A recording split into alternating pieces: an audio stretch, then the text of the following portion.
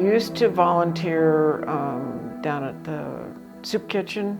I was team leader there for a number of years. This was always kind of in the back of my mind, and then, I don't know, 3 or 4 years ago, the team leader on Tuesdays is a neighbor of mine, and she needed another volunteer, so I said okay, and I'm doing it ever since. It's a great team to work on. We all have a lot of fun, and we visit beforehand, and then just everybody knows their job, and we just do it. And I don't know, meeting the people, it's my job to check people in. I sort of fell into that when I first started, and I've never been able to leave that spot. I get their their name off their driver's license, and I always get their current address, and then how many people are in their family, whether they're working or not.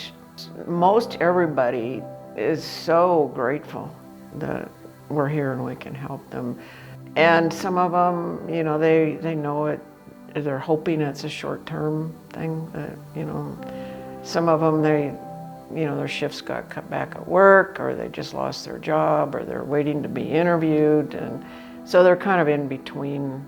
Well, I'm grateful that there's an organization here that can help. And it really, I know they get good food, and so hopefully they do something with it and give their family some nutrition. And it just makes us all on the team feel really good. And I'm a lot more understanding when I read articles about poverty, or just, somebody's having a difficult time. I was always fairly empathetic, but I'm a lot more empathetic now because I hear the stories firsthand. There was a woman that she could only herself have like liquid protein type drinks. So I believe the food basket managed to get some of those for her, and then she still needed food for her family, so she was still trying to feed her family. Oh, there's one lady I've thought about that. She came really late one day. I mean, she's like one of our last clients that came through, and she was talking about how she tries really hard to not waste any of the food that we have, and she's very conscious of nutrition, and was telling us all about all the different foods that and the meals that she's put together.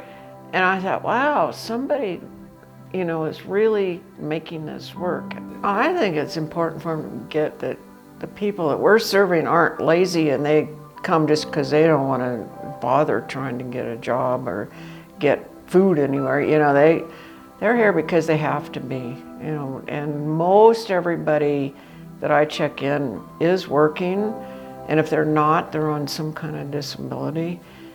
And so they just don't make enough money. And I think a lot of people don't understand how, not making a lot of money and renting and other things, you just don't have enough money to make it.